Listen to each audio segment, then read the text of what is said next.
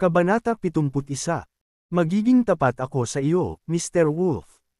Ang iyong dalawang Imperial Greens ay dalisay at transparent, na ginagawang hindi ka pani-paniwalang mahalaga ang M. Ang mga naturang item ay pambihira sa merkado, kaya hindi ako makapagbigay sa iyo ng pagtatansya ng partikular na presyo sa merkado. Kung balak mong ibenta ito, handa kaming magbayad ng ₱9 milyon para dito. Biglang sabi ni Kai.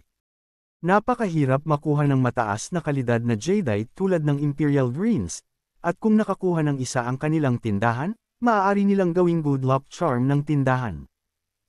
Ang tanging langaw sa pamahid ay ang maliit na sukat ng imperial na berde, at ito ay pinutol ni Richard sa gitna. Kung ako ay buo, ito ay magiging mas mahalaga. Pero, natigilan si Richard. Hindi niya pinangarap na ang jadeite na inaakala niyang mga gulay ay napakamahal at bihirang Imperial Greens. Bago pa makasagot si Richard, isang boses ang biglang tumawag mula sa likuran, bibigyan kita ng ₱10 milyon. Isang matandang lalaki na nasa edad 70 ang pumasok sa shop kasama ang ilang mga bodyguard na nakadamit. Punong-puno ng sigla ang matanda sa kabila ng kanyang katandaan at halos may kahanga-hangang aura sa paglalakad. Sa isang sulyap, makikita ng isang tao na ginugol niya ang buong buhay niya sa tuktok ng food chain, na pinatunayan ng imposing grandeur na kanyang ipinamalas. Ano? 10 milyon. Parehong natulala sina Brody at Marilyn. Kanina pa nila itinuring na tanga si Richard at kinukutsa siya sa kanilang puso. Ito ay isang medyo nakakaaliw na twist ng kapalaran sa huli dahil sila ang mga tunay na tanga. Iniisip nila kung anong uri ng swerte si Richard para makuha ang mga imperial na gulay na iyon na nagkakahalaga ng 10 milyon sa kanyang huling hiwa. Kung ibinenta ito ni Richard, kikita siya ng higit sa ₱9 milyon nang walang pag-aangat ng daliri. Napakaswerteng dumating ng Richard na iyon bilang isang malaking sampal sa kanila, at halos pakiramdam nila ay namamaga ang kanilang mga mukha. Bagamat ang kabuuang asset ng Sullivan Enterprises ay kasing taas ng 50 milyon, karamihan sa sila ay nasa real estate. Maaaring sabihin na ang 10 milyon ay hindi maliit na halaga para kay Brody. Ang kanyang ekspresyon ay naging pinakamaasim, at pakiramdam niya ay lampas na sa impas. Kung alam niya na ang hilaw na bato ng jade ay naglalaman ng isang imperial na berde, maaari na lang siyang magbid ng ilang daan pa at ito ay sa wakas ay sa kanya na. Nakakahiya na huli na niyang nalaman ang tungkol dito. Maging ang pamilya ni Marilyn ay isang smallish medium enterprise lamang, na may kabuuang asset na halos mahigit 10 milyon ang halaga. Maaaring isipin ng isa kung ano ang naramdaman niya kapag ang taong itinuturing niyang talunan ay kumita ng higit sa ₱9 milyon sa isang kisap mata. Ng isang mata. Sa palagay ko ay walang sinuman dito na mas mataas kaysa sa akin. Napasulyap ang matandang lalaki sa buong audience at napakabangis ng kanyang aura kaya walang nang ahas na tumingin sa kanya sa Kayo. Nabigla si Kai sa sobrang gulat. Agad niyang nakilala ang matanda at magalang na yumuko, sinabing, hindi ko alam na mapapaganda mo ang aming tindahan sa iyong pagbisita, Elder Shear. Humihingi kami ng paumanhin sa hindi paggawa ng mga arrangements para tanggapin ka. Patawarin mo kami. Si Elder Shear, ang patriarka ng mga gunting. Isa sa 4 na makapangyarihang pamilya ng Springfield City. Nagulat ang mga nanunood nang malaman kung sino siya. Ang Shears ay isa sa pinakamatandang makapangyarihang pamilya sa Springfield City. Sa maraming aspeto, ang kanilang impluwensya. Kung ikukumpara sa 3 pa, gayunpaman, ang Shears ang pinakamababang susi sa kanilang lahat, at si Elder Shear na Benedict ang unang pangalan ay bihirang magpakita sa publiko. Gayunpaman, marami sa mga tao doon ay may kaalamang mga individual mula sa mataas na uri. Ang ilan sa kanila ay nakakita na kay Benedict noon, at sila ay kaagad. Sino ang matandang iyon?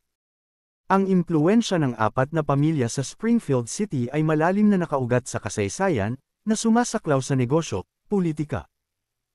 Bilang pinuno ng Shears, si Benedict ay isang mataas na iginagalang na tao na madalas na tinitingnan bilang isang makapangyarihang figure na Matapos malimpasan ang kanilang maliit na takot na nagresulta mula sa kumpirmasyon na ito nga ay si Benedict Shear. Lumapit si Benedict kay Richard at nagtanong na may ngiti sa kanyang mukha, "My friend, I do quite like your Imperial Grey 10 million for them.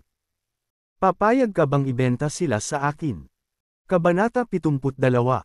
Ako. Hindi ka pani-paniwalang nag-aalangan si Richard. Wala pa siyang narinig tungkol sa mga Shears noon at wala siyang anumang kaalaman kung sino ang apat na pangunahing pamilya, ngunit masasabi niya sa reaksyon ng lahat na ang indibidwal na nasa harap niya ay hindi lang iyong karaniwang oldie man. Ang kanyang 10 milyong bid ay walang alinlangan na isang napakataas na presyo na higit na lumampas sa kanyang inaasahan. Hindi masisisi ng isa si Richard na medyo na-sway. Gayunpaman, binalak niyang gamitin ang jade na iyon para lumikha ng energy convergence circle, at kung ibebenta niya ang 2 Imperial Green na iyon kay Benedict, magiging napakahirap para sa kanya na makahanap ng mas angkop. "Pasensya na po sir. Hindi sila ibinebenta. Kailangan ko sila." Ngumiti ng paumanhin si Richard. Tila nadismaya si Benedict at diniinin pa, "Sigurado ka bang hindi mo ito mabebenta? Maaari naming palaging makipag-ayos sa presyo. Sa palagay ko maaari kong ibenta sa iyo ang isang piraso kung gusto mo ang mga ito, ngunit nais kong itago ang isa pang piraso sa aking sarili," nag-aalangan si Ian. Isang piraso lang ang kailangan niya para gamitin bilang focal point ng bilog, kaya mainam na ibenta ang isa pang piraso sa matanda. Hindi naman ganoon kalaki itong 2 piraso, kaya natatakot ako na baka hindi sapat ang isang piraso. Sa totoo lang, naakit ako sa mga Imperial Green na ito dahil gusto kong mag-ukit ng isang pares ng mga pulse heiress para sa aking asawa. Hindi naging madali para sa aming pagsasama na umabot sa puntong ito ngayon. Ilang araw na lang ang aming golden wedding anniversary. Ito ay magiging isang pagdiriwang upang gunitain ang aming ika-50 taon bilang mag-asawa. Nais kong bigyan siya ng isang pares ng pinakamagandang jadeite na pulse heiress bilang regalo, at bilang tanda ng pasasalamat sa kanya. Companionship, sinabi iyon ni Benedict na may matinding tingin, at halatang mahal na mahal niya ang kanyang asawa. "Ang iyong pag-aasawa ay isa na dapat hanggan, Ginoo." Naantig si Richard. Naniniwala siya na ang pinakaromantikong okasyon sa buhay ng isang tao ay ang makahanap ng kapareha na magmamahal sa kanya tulad ng pagmamahal niya sa kanya, pagkatapos ay magkaroon ng mga anak sa kanila at tumanda ng magkasama. Ang kwento ni Benedict ay lubhang nakaantig sa kanyang puso. Ang pagiging ulila sa murang edad ay nangangahulugan na si Richard ay may maliit o walang pagkakataon na maranasan ang pag-ibig ng pamilya. Noong unang panahon, ang pinakadakilang hangarin niya ay protektahan ang kanyang asawa, mahalin siya, at bugulin ang natitirang bahagi ng kanyang buhay kasama niya. Nako, pinaglaruan siya ng dakilang makapangyarihan sa lahat, dahil hindi siya nakatanggap ng anumang gantimpala sa kanyang pagsusumikap at pinalayas pa nga siya ng bahay matapos siyang lokohin ng kanyang asawa. Kung hindi niya nasagasaan si Iris at nagkataon na nagmana ng mga alaala ng kanyang ninuno, sana ay patuloy siyang naninirahan sa mga lansangan. Ngunit lumihis ako. Ngumiti si Benedict ng hindi maganda, inayos ang kanyang mga iniisip, at same time na sinabi, "Kaibigan, iginiit ko. Hindi ka nagtataas ng presyo. Ibebenta ko ito sa iyo dahil nagustuhan mo ito," sabi ni Richard, kahit medyo nag-aatubili. Hindi niya kailangan ng Imperial Greens para iset up ang kanyang energy convergence circle at maaari itong palaging palitan kung ang epekto ay maaaring mas mababa ng kaunti kaysa sa Imperial Greens, ngunit naniniwala siya na hindi ito gaanong maaapektuhan. Sa pagsasaalang-alang sa sinseridad ni Benedict, sa wakas ay ibinigay niya ang 2 piraso. Kahanga-hanga. "Maraming salamat," tuwang-tuwa si Benedict, ngunit kasabay nito ang pasasalamat at pagpapahalaga sa mga ginawa ni Richard. Pagkatapos ng lahat, si Richard ay nag-aatubili na humiwalay sa imperial na berde ng labis na labis. Bihira ang karamihan sa mga tao na magkaroon ng ganoong uri ng pag-iisip, at marami siyang paghanga sa karakter ni Richard. "Kaibigan, dahil mabait ka na hindi sinamantala ang sitwasyon sa pamamagitan ng pagtaas ng presyo, napag-alaman kong maingat na gusto mo muli ng isang piraso para sa iyong sarili," sa palagay ko ay pinaplano mo itong gawing isang uri ng dekorasyon o alahas. Dahil ang 2 pirasong ito ay higit pa sa sapat para sa isang pares ng mga pulseres, iisipin kong ang natitirang regalo ay isa sa iyo bilang pagpapakita ng pasasalamat, nakangiting alok ni Benedict. Kabanata 73. Paulit-ulit na ikinaway ni Richard ang kanyang mga kamay para magalang na tanggihan ang kabaitan ni Benedict. Dapat ipilit ko. Kung kukuha ka ng isang bagay na pambihira at kasing halaga ng imperial na berdeng ito at yukit mo ito sa isang piraso ng alahas ng kababaihan, halos tiyak na matatalo ang kanilang mga puso. Alam kong ngumisi si Benedict at bahagyang commendat kay Richard na parang sinasabing, alam ko kung ano ang gusto mo sa kanila. Bilang isang taong nakaranas ng maraming bagay sa buhay, ipinalagay niya na nilayo ni Richard na gawing alahas ang mga ito at ibigay sa kasalukuyan o potensyal na kasintahan. Kung tutuusin, walang mag-aakalang may ibang pakay si Richard. Sa una ay nagpupumiglas pa rin si Richard sa pagtanggi ngunit kalaunan ay naindayog ng matanda. Medyo nahiya siyang napakamot sa ulo at sinabing, Sir, gusto ko sanang humingi ng kwintas kung pwede. Hindi problema. Isang tawa ang pinakawalan ni Benedict. Kung ang 2 imperial green na iyon ay inukit sa 2 jade bracelets, ang gitna na kailangang lagyan ng hollow out ay sapat na upang makagawa ng 2 necklace pendants, isang pares ng hikaw, at ilang iba pang maliliit na piraso ng alahas. Hindi naman kalabisan ang hiling ni Richard, dahil kwintas lang ang hiniling niya. Inilipat kaagad ni Benedict ang 10 milyong dolyar kay Richard at hiningi ang numero ng telepono ni Richard upang maibigay niya ang kwintas kay Richard kapag handa na ito. Muling naging masigla ang kapaligiran sa loob ng tindahan pagkaalis ni Benedict. Namangha ang lahat sa swerte ni Richard, at lahat sila ay tumingin sa kanya ng may inggit. Ang pinakainggit sa kanilang lahat ay walang iba kundi sina Brody at Marilyn. Walang kahirap-hirap na kumita si Richard ng higit sa 9 milyon, ngunit hindi lang iyon. Nagtagumpay pa siya sa pagkakataong magkaroon ng relasyon kay Benedict Shear. Ang kanyang kapalaran ay bumaril sa bubong. Matapos masaksihan ang pangyayaring iyon, sa wakas ay naunawaan nilang dalawa kung paano makilala ng isang taunan na tulad ni Richard si Iris. Ang proseso ng pakiramdam ng espiritual na enerhiya mula sa hilaw na jade stone ay napaka-drain, at dahil si Richard ay nakakuha na ng pera, maaari rin niyang isave ang kanyang oras at pagsisikap sa pamamagitan ng pagbili ng tapos na produkto na gawa sa malinaw na jadeite. Habang abala siya sa pagbabasa, nakita niyang nakatingin na naman si Brody sa ilang mga hilaw na bato ng jade. Isang ngiti ang lumitaw sa kanyang mukha at humakbang siya pasulong. 500,000 mula sa akin. Itinaas ni Brody ang number plate sa kanyang kamay.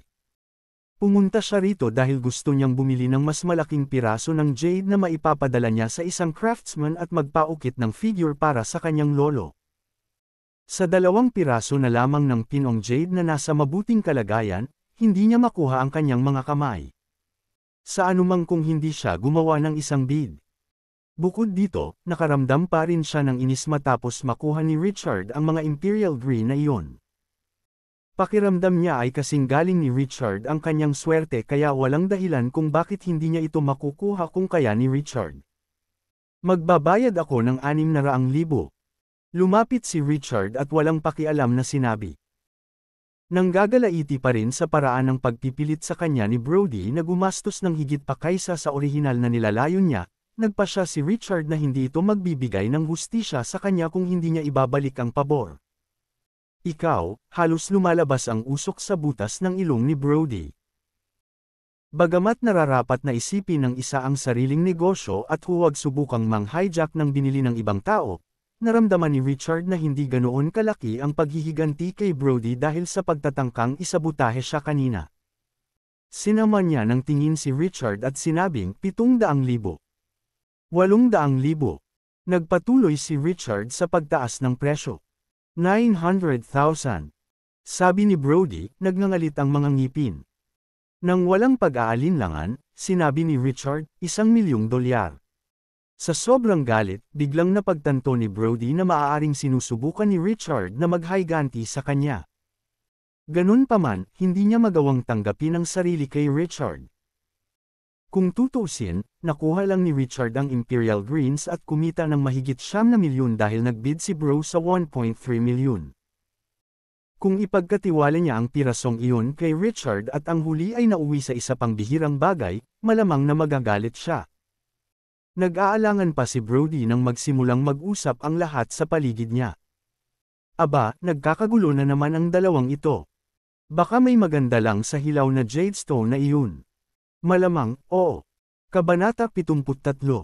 3/3. Ang binata na iyon ay hindi kailanman nagkaroon ng interes sa alinman sa mga bato noon, ngunit ang isa sa kanyang mga mata ay naging isang Imperial Green. Ang ganitong uri ng pambihirang paghatol Oo. Kung nagbibid siya dito, baka ito ay maging isang bagay na talagang mahalaga. Matapos marinig ang mga komento ng lahat, ilang mga mangangalakal ang nagsimulang kalkulahin ang mga pagkakataon. Bagamat hindi masyadong mataas ang posibilidad na makahanap ng Imperial Green Jadeite, ang posibilidad na makakuha ng malinaw na Jadeite ay medyo delikado pa rin. Kabanata 74. Magbabayad ako ng 1.1 milyon. Ang isa sa mga tycoon ay nangangati na magbid. 1.2 milyon. Ang isa pang mayamang tao ay hindi na nakapagpigil at sumama. Ramdam ni Brody ang pagkirot ng kanyang loob. Ang gusto lang niya ay bilhin ang bato, ngunit tila naging all-out bidding war ito. Pinag-isipan niya kung susuko na lang ba siya o hindi sa pagbili nito, pero ngayong lahat ng iba pang mayayaman ay tumatalon na, hindi na siya nagdalawang isip pa at agad na nagtaas ng presyo. Magbabayad ako ng 1.3 milyon. Gagawin ko pa. 1.4 milyon. Nagtaas ulit ng presyo si Richard. Dahil sa pagiging mapagpasyahan ni Richard, marami sa mga mayayaman na lumahok sa auction ay naging mas tiwala. 1.5 milyon mula sa akin. 1.6 milyon. Namula ang mga mata ni Brody at tuluyang nawalan ng malay. Magbabayad ako ng 1.7 milyon. Pagkatapos ay mag-aalok ako na bilhin ito sa halagang 1.8 milyon. Mahinahong sabi ni Richard. 1.83 milyon. 1.85 milyon. 1.88 milyon. Ang iba pang mayayaman ay sunod-sunod na nagtaas ng presyo, ngunit dahil masyadong mataas ang hinihinging presyo, nagkaroon sila ng ilang mga pagdududa at hindi sila nang ahas na taasan ito ng masyadong malaki. Isang halaga. 2 milyon kung gayon. Magbabayad ako ng 2 milyon. Ungol ni Brody. Medyo nahirapan na siyang pasanin ang ganoong kalaking T-Rice. Fine, panalo ka. Hindi ko natatangkaing itaas ang presyo. Ngumiti si Richard at sumuko sa pagtaas ng presyo. Nag-alinlangan ang mga mayayamang tycoon na iyon. Nagbid lang sila dahil nagbibid si Richard, pero sa ganap na pagsuko ni Richard, nawala lahat ng kumpiyansa nila. Pagkatapos ng lahat, ang presyo ng hilaw na Jadestone na iyon ay tumaas sa napakalaking sukat. Kung ang Jadeite na nilalaman sa loob ay hindi man lang malinaw na Jadeite o mas mabuti, ito ay magreresulta sa isang tiyak na pagkalugi ng walang anumang tubo. Napakalaki ng ganitong panganib, at hindi sila handang tanggapin. Matapos pag-isipan ito ng ilang saglit, pinili ng ilan sa mga tycoon na umalis. Hindi mo ba sinubukang maging show-off, Richard? Anong mali? Naglalambing ka ba? Si Brody ay tumawa ng mapanukso at binitukan si Richard ng isang mapanlinlang na tingin na puno ng pang-aalipusta. Mata. Siya ay asar kay Richard mula nang makuha ng huli ang Imperial Greens at naging sentro ng attention. Sa wakas ay matalo si Richard sa presyo ng bidding, naramdaman niya ang halos matagumpay na pagmamalaki sa kanyang sarili. Tama ka, pumayag ako. Hindi ako kasing tanga mo. Hindi ba ako magiging tanga kung ubusin ko ang lahat ng pera at mauwi sa wala? Ngumisi ng nakakaloko si Richard. Ikaw, nagbago ang ekspresyon ni Brody. Alam niyang tinutuya siya ni Richard sa paikot-ikot na paraan at malamig na bamulong, itinikong mo ang bibig mo kung wala kang magandang sasabihin. Sino ka pa rin sa tingin mo? Kumikilos ka na parang ikaw ay may X-ray vision. Anong biro? Oo. Huwag masyadong mapuno ng iyong sarili dahil lang sa nakuha mo ang mga Imperial Green na iyon. Swerte ka lang. Baka mas maganda ang swerte ng asawa ko kaysa sa iyo, at makakakuha siya ng mas malaking Imperial Green. Napailing si Marilyn at hindi nagpakita ng anumang kahinaan. Oh! Gusto kong makita kung makakakuha ka ng anumang Imperial Greens. Tumango si Richard at hindi na nag-abalang makipagtalo kay Brody. Kunin mo ang card ko. Nagbayad si Brody ng pera at sinenyasan ng staff na mag-cut on the spot. Habang sinisimulan itong putulin ng dalawang tauhan, ang lahat ng nasa loob ay grabo lamang at wala ng iba pa. Muli. Kapansin-pansing nagbago ang ekspresyon ng mukha ni Brody, at hindi na siya kumpiyansa gaya noong simula. Ilang hiwa pa, wala pa rin sa loob.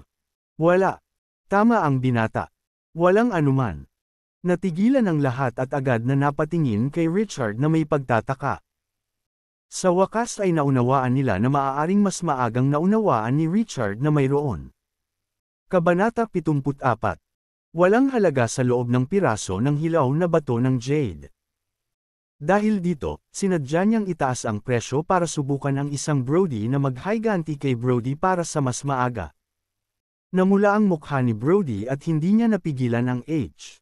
Kabanata 75. Ako mismo ang gagawa. Nagnganga ang ngipin ni Brody at umakbay gaya ng ginawa ni Richard kanina. Ang natitirang dami ng hilaw na batong jade na iyon ay sapat pa para maputol ito ng ilang beses, ngunit dahil sa kanyang pagkainip, agad niyang ginamit ang makina para putulin ang bato sa mismong gitna. Isang kumikinang na berdeng ilaw ang biglang lumitaw. Meron na. Ayan ang berde. Goodness me. Hindi ito Imperial Green, di ba? Di ba sabi ng binata na yon, wala sa loob? Nagkamali ba siya? Ito ay isang ganap na panganakalaglag na tanawin, dahil walang sino man ang nag-iisip na magkakaroon ng isa pang imperial na berde. Mahal. Nagawa mo. Isa itong Imperial Green, at mas malaki rin ito. Naka-jackpot tayo. Tuwang-tuwa si Marilyn kaya dali-dali siyang umakyat, pinulupot ang kanyang mga braso sa leeg ni Brody, at hinalikan ito ng ilang beses.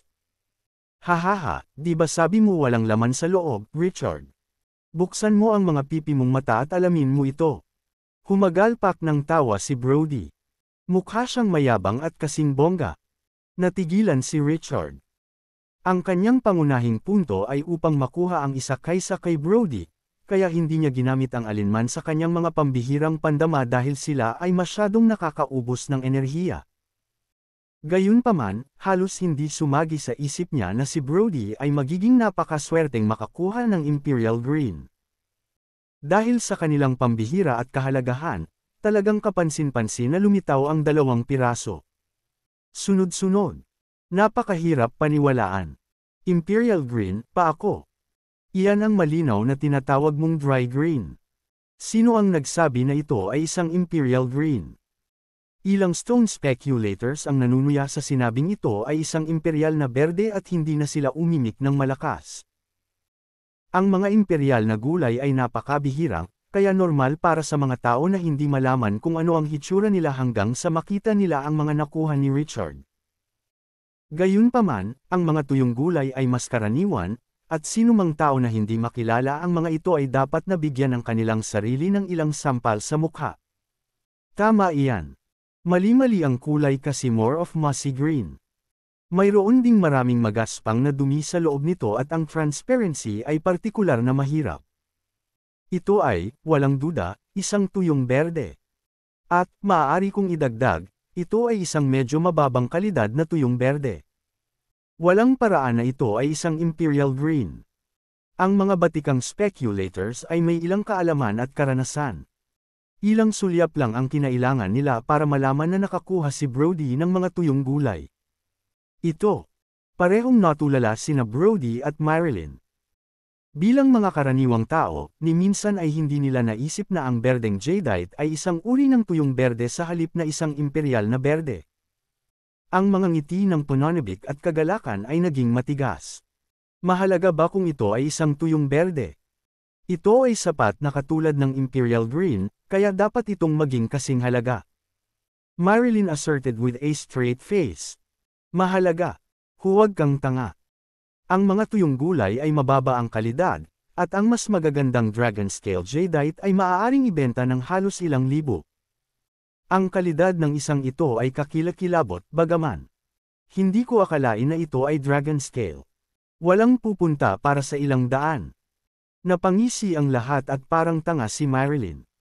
Marilyn made a big joke of herself and her face. Namula. Ang tanging hiling niya noon ay ang gumapang sa A. Pero yun, imposible. Napakalaking suntok nito kay Brody kaya nadapa siya at muntik ng matamba ang ulo. Nagbenta si Richard ng isang piraso ng Imperial Green, at sa proseso, kumita ng humigit kumulang ₱9 milyon at nagkaroon pa nga ng koneksyon sa Patriarch ng Shears. Sa kabaligtaran, gumastos siya ng ₱2 milyon para lamang makakuha ng walang kwentang tuyong berde. At ang pinaka, Kabanata 15. Inferior isa dyan. Ang masaklap pa, naging katatawanan siya. Ang emotional damage na ginawa ni Broad. Kabanata 76. Congratulations, Mr. Sullivan. Ginastos mo ang lahat ng perang iyon sa isang tuyong berde. Hinding-hindi ako magiging kasing yaman mo. Sarcastic na sabi ni Richard at tumingin kay Brody na parang tanga ang huli. Bakit ikaw? Naiinis si Brody dahil sa wakas ay naunawaan niya na nahulog siya sa panlilinlang ni Richard.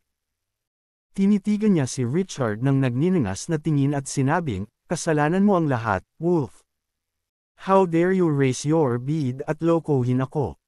Ano ito? Ano ang pumipigil sa akin na lokohin ka kapag ginawa mo rin sa akin? Ngumisi si Richard matapos matikman si Brody ng sarili niyang gamot. Ang hindi niya inaasahan, gayunpaman, ay ang swerte ni Brody ay magiging napakahirap na makakuha lamang ng ilang walang kwentang mga tuyong gulay.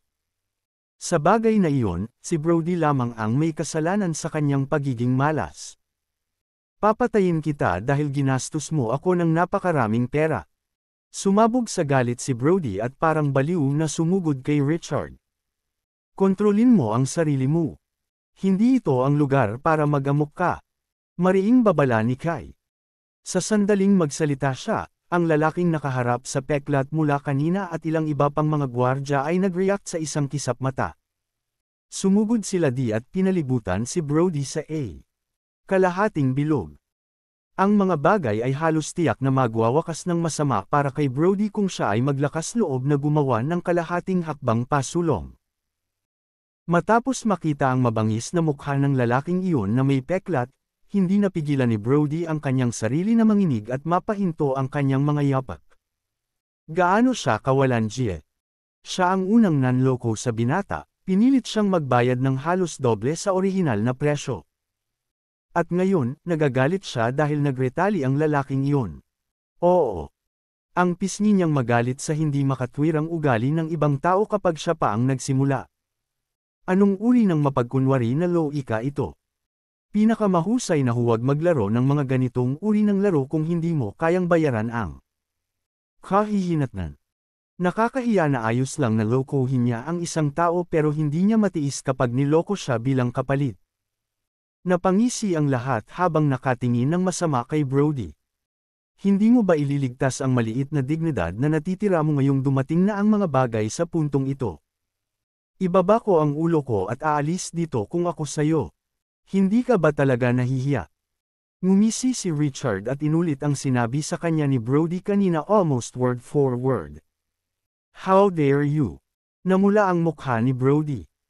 Isang pagsabog ng dugo ang umakyat sa kanyang dibdib at iniluwa niya ang isang bibig ng dugo.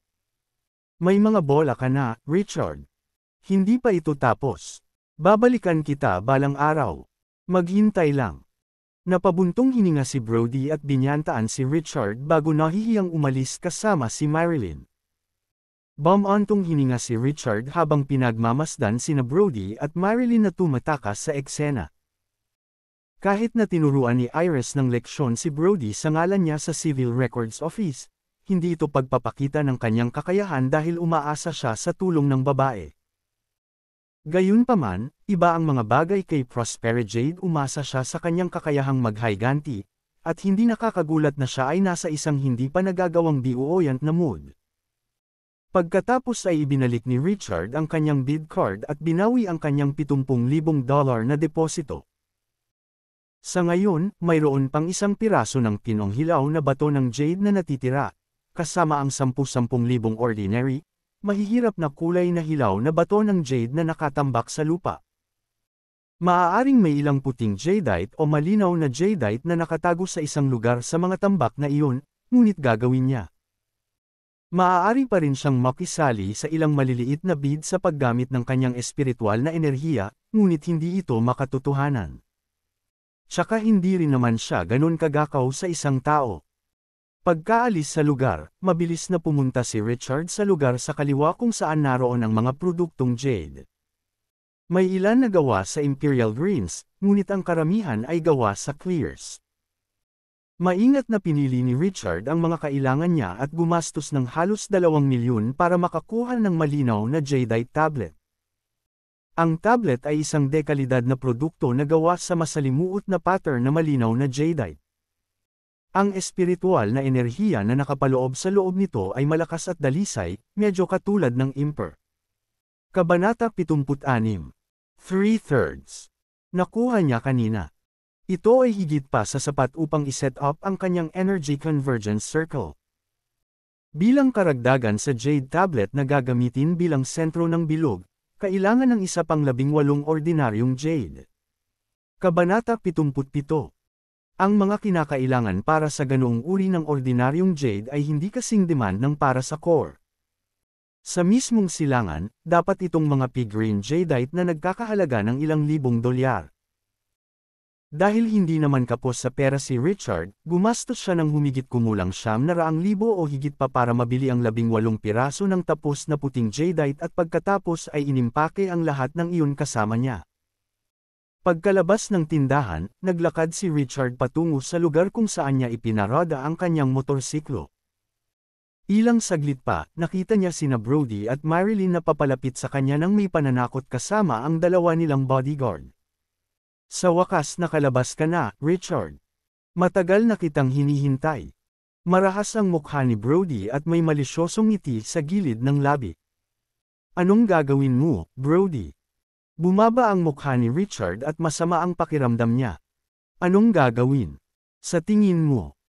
Ang insidente noong nakaraang araw sa Civil Records Office at ang insidente ngayon sa Jade Store ay 2 puntos na ikaw at ako ay naninirahan dito. Malamig na ngumiti si Brody. Kaway ng kamay ay sumugod ang 2 bodyguards niya at pinalibutan si Richard. Kayo lang dalawa.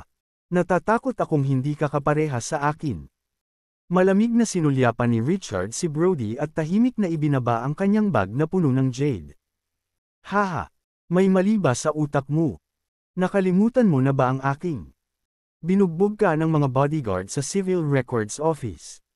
Siguradong niloloko mo ang sarili mo kung sa tingin mo ay hindi ka kakampi sa akin.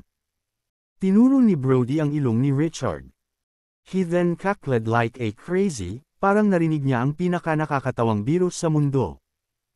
Napangiti din ang 2 bodyguard at bakas sa mukha nila ang panghahamak.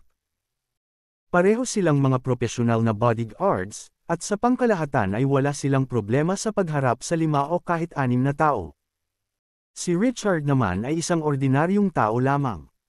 Dati siyang binugbog ng masama ng 2 at wala man lang kapangyarihang lumaban.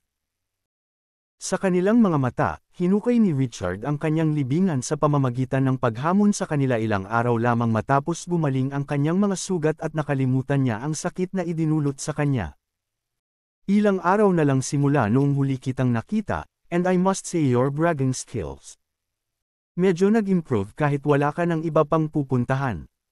Ngumisi si Marilyn, hindi niya talaga maintindihan kung saan magkakaroon ng ganoong tiwala at tapang ang isang taunan na tulad ni Richard. Hindi na ako katulad ng dati. Ang nakaraan ay nakaraan, at ang kasalukuyan ay ang kasalukuyan. Ito ang iyong huling pagkakataon. Kung aalis ka ngayon, magpapanggap na lang ako na parang walang nangyari. Ngunit kung tatanggihan mo ang aking panliligaw, patawarin mo ako kung gagawin ko ang lahat sa iyo. Mahinahong sabi ni Richard. Nang maging isang practitioner, nagkaroon siya ng sapat na lakas upang basagin ang mga tabletang bato at hatiin ang mga bato sa kalahati. 2 ordinaryong bodyguard ay wala sa kanya. Ang tanging nahuli ay hindi niya ma-provoke ang mayayamang Sullivans, dahil ayaw niyang magkaroon ng anumang ulo sa salungatan kay Brody, kahit hindi sa ngayon. Gayunpaman, hindi ibig sabihin yon ay hahayaan na lang niya ang kanyang sarili na ipagpilitan kung ipipilit ni Brody na magdulot ng pagkatapos ay ipakita sa amin kung ano ang mayroon ka. Baliin ang mga paa ng batang ito para sa akin. Tatanggapin ko ang anumang kahihinatnan bilang lo. Nabugbog kami noong isang araw dahil sa iyo, kaya nakakatanggap kami ng bayad ngayon at sa pambubugbog sa iyo ng 10 beses na mas mahirap. Ang dalawang bodyguard ay ngumisi ng nakakatakot at marahas na sumugod kay Richard. Sila, kasama si Brody, ay pinalo ng mga bodyguard ni Iris ilang araw na ang nakalipas sa Civil Records Office. Isinisisi nilang dalawa ang lahat kay Richard, at walang awa silang inaatake sa vital points ni Richard. Bugbugin mo siya. Patayin ang anak ng A.B. at ipakita sa kanya kung gaano tayo kalakas. Sabi ni Marilyn na marahas ang mukha. Sa halip na kawan si Richard dahil sa dati niyang asawa, nadama ni Marilyn na ito ay isang kaiyahiyang mantsa sa kanyang buhay. Kabanata 78. Pagkasabi pa lang ni Marilyn ay isang malakas na sipa ang ibinigay ni Richard sa isa sa mga bodyguard na nasa harapan niya. Maririnig ang malutong na tunog ng mga bitik na buto, at bumulwak ang bodyguard ng isang subo ng dugo. Ang kanyang katawan ay pinalipad pabalik mga 3 o 4 na metro ang layo at bumagsak ng husto sa lupa. Pakiramdam ng bodyguard ay parang nadudurog ang kanyang mga buto, at napaungol siya ng malungkot dahil sa sobrang sakit. Hindi bababa sa 5 o 6 sa kanyang mga tadyang ang nabali, at hindi siya makabangon mula sa lupa. Sa puntong iyon, inatake ng bodyguard niya si Richard at sinuntok ito sa mukha. Tumalikod si Richard, hinawakan ang kamao, at hinawakan ang braso ng kalaban bago ito binigyan ng matigas na twist. Isang klisik ang narinig, at ang kalaban ay nagpakawala ng dugo matigas na sigaw habang ang kanyang braso ay nabali dahil sa malakas na pag-ikot. Pagkatapos, hinawakan ni Richard ang balikat ng bodyguard at sinamantala ang pagkakataong bigyan ng shoulder throw ang kalaban. Pagkatapos ay humakbang siya ng isang hakbang pasulong, inilagay ang kanyang paa sa dibdib ng kanyang kalaban, at naglabas ng isang nakakapangilabot na kasindak-sindak, nakasisigla at nakakatakot na presensya. Nang makita ang nangyari, kapwa natulala sina Brody at Marilyn. Walang sinuman sa kanila ang maaaring mangarap na si Richard na itinuring nilang talunan ay kukuha ng wala pang 3 segundo para mapatamba ang dalawang napakahusay na bodyguard. Hindi sila makapaniwala sa nangyayari, at kumbinsido sila na kailangan nilang nananaginip. Hindi na rin napigil ang tumawa ni na Brody at Marilyn. Nagkatinginan sila ng blanko at nakita ang tingin sa mata ng isa't isa. Paano ito posible? Ang dalawang bodyguard na bumagsak sa lupa ay natakot din at hindi makapaniwala sa nangyayari sa kanila. Ilang araw na lang ang nakakaraan ng ginawa nila kay Richard, at noon, para siyang tuta na walang magawa na hindi makalaban. Pagkalipas ng ilang araw, ang dalawa sa kanila ay naging mga langgam sa harap ni Richard, na nagdulot ng malubhang pinsala sa kanila sa 2 galaw lamang. Kabanata 75. 2 halves. Hindi sila makapaniwala sa nangyayari. Napalunok silang dalawa at nanginginig sa takot sa sobrang lakas ni Richard. Ikaw na ngayon, Brody. Isang walang ekspresyong Richard ang gumawa ng ilang mabagal na hakbang patungo kay Brody. Ano ka? Aba, wag kang lalapit. Kinilabutan si Brody at umatras ng isang hakbang sa bawat hakbang na ginawa ni Richard.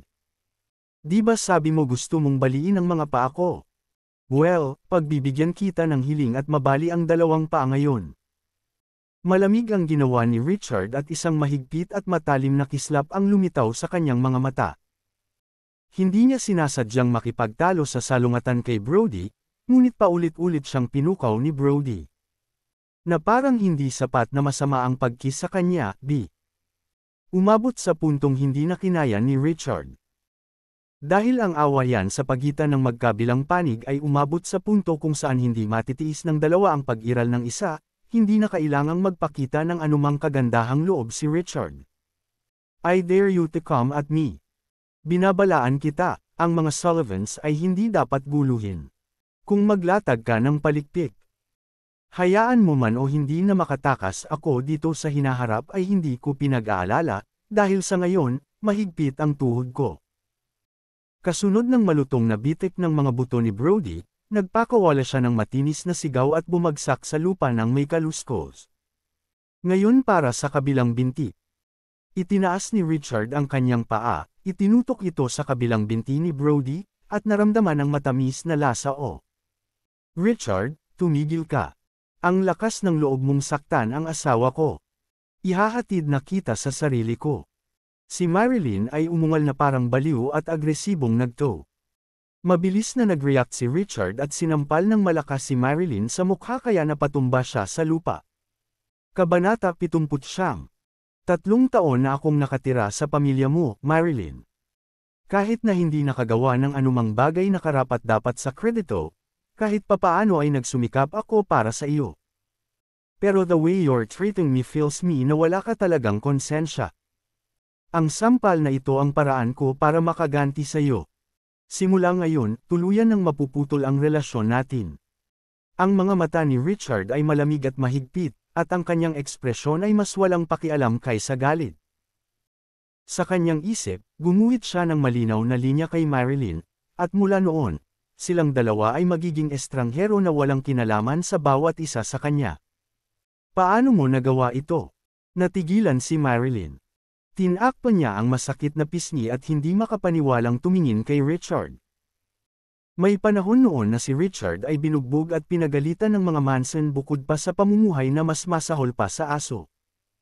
Sa wakas, gayunpaman, sa wakas ay naunawaan ni Marilyn na ang pasensya ni Richard ay hindi tanda ng kahinaan.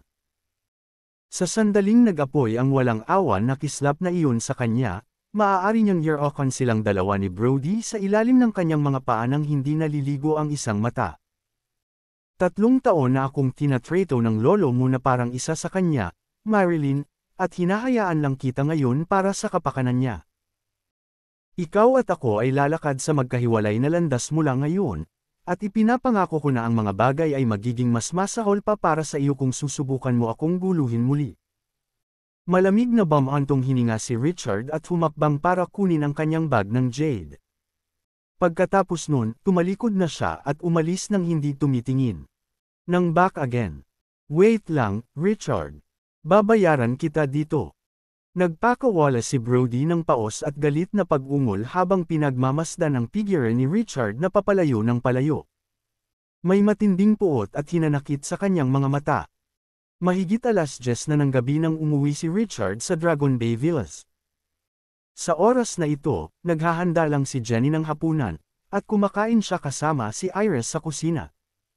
Richard, akala ko ba mas maaga kang umalis sa trabaho kaysa sa akin? Bakit late ka bumalik? Tanong ni Iris na curious why. Oh, kailangan kong bumili ng ilang bagay. Ngumiti si Richard, lumapit kay Iris, at umupo sa tabi niya. Bakit ka naghahapunan? Kabanata 70. Late na kakain. Kakabalik ko lang pagkatapos mag-overtime sa kumpanya. Maikling sagot ni Iris. Para ba ulit sa project na iyon? Mabilis na naintindihan ni Richard. 2 halves. Nag-overtime si Iris hanggang pasado 9:00 noong nakaraang gabi, at ang kanyang mga oras ng overtime ay umabot sa halos 10 ng gabing iyon, na nagpapakita lamang na napakahusay ng pakikipagtulungan. Mahalaga sa kumpanya. Oo. Wala nang maraming oras para pag-usapan ito, at kailangan nating ihanda ang ilan sa mga balangkas at gumawa ng ilang desisyon sa lalong madaling panahon sa susunod na mga araw. Si Iris ay medyo absent-minded, tila nag-aalala pa rin tungkol dito. Tungkol saan ba talaga ang proyektong ito? Maaari mo bang sabihin sa akin ang higit pa tungkol dito? Nag-atubili sandali si Richard at Sue. Tinanong niya si Iris tungkol dito noong nakaraang gabi, ngunit hindi sinabi sa kanya ni Iris kung ano yun sa oras na iyon. Ito ay, hindi bale. Ang kumpanya ay magsasagawa ng isang mataas na antas ng pulong bukas, kaya ay tagkasama si Gracie at dumalo. Malalaman mo pa pagdating ng panahon, sabi ni Iris pagkatapos magmuni-muni ng ilang sandali. Kasama dito ang iba't ibang aspeto na ginawa. Oo naman. Masayang ngumiti si Richard. Napinayagan siya ni Iris na lumahok sa high-level meeting ng kumpanya ng napakabilis ay isang tanda ng pagtitiwala sa kanya, na nagpasaya sa kanya. Meeting lang. Bakit ka masaya?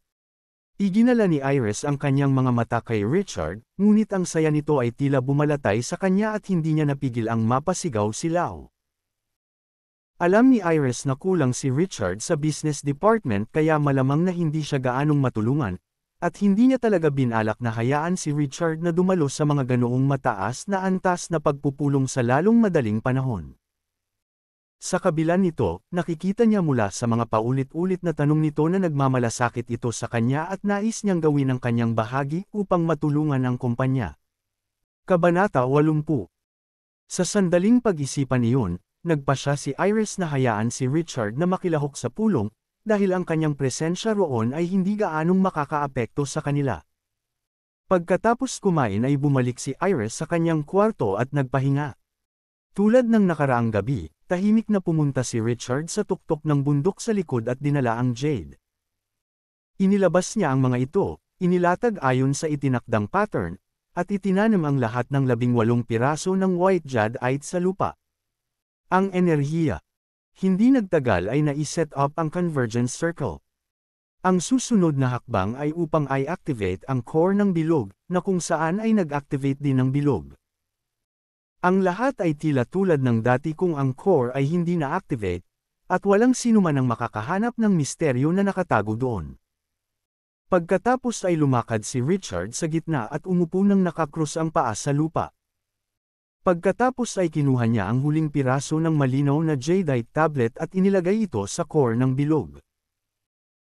Isang bugzo ng malamig na hangin ang umihip, at sa sandaling na-activate ang Energy Convergence Circle, ang espiritual na enerhiya sa tuktok ng bundok ay bumuo ng isang maliit na bagyo na natipon sa bilog sa loob ng ilang segundo at lumundag sa katawan ni Richard.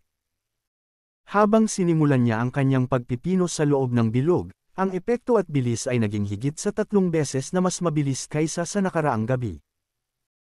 Kinailangan ni Richard ng higit sa 2 oras upang makumplito ang isang ikot, ngunit binawasan ito ng bilog sa mahigit kalahating oras lamang.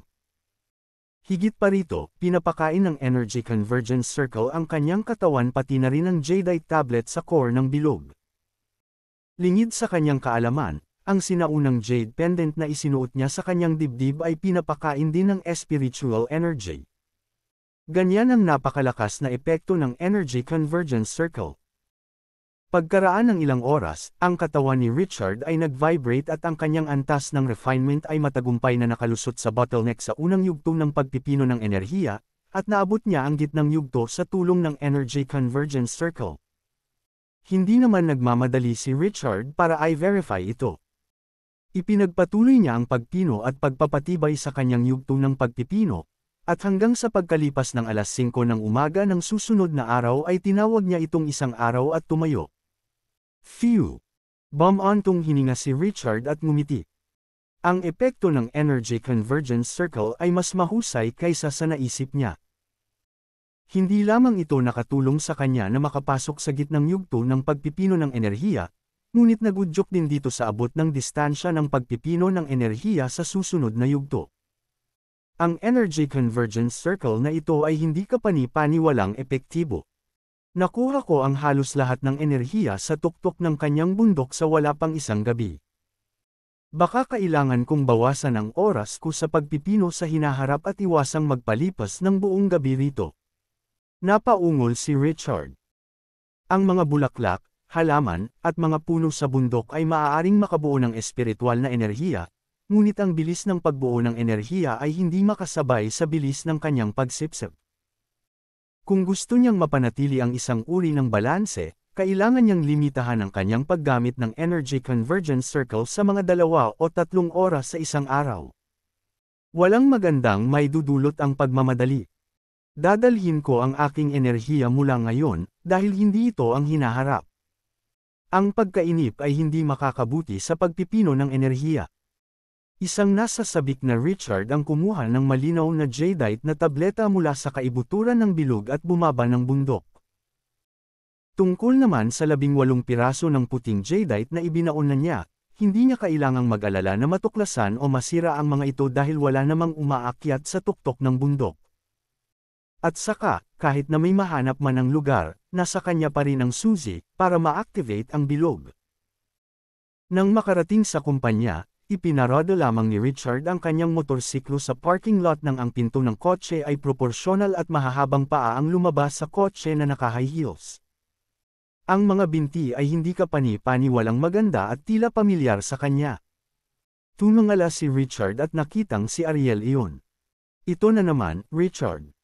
Bakit ang lalaking katulad mo ay nagmamaneho ng pambabae na motorsiklo? Hindi ka ba makabili? Bagong kotse. Sinulyapan ni Ariel si Richard na may pang-aalipusta. Ang kanyang tono, gayunpaman, ay higit na banayad kaysa sa dati at higit pa sa isang panunukso. Pangungutya kaysa pangungutya. Wala akong driver's license. Kabanata 80. Napabuntong hininga si Richard at naisip, hinding-hindi malalaman ng isang babaeng tulad ko kung anong magagandang bagay ang mararanasan ko kapag nakamotorsiklo.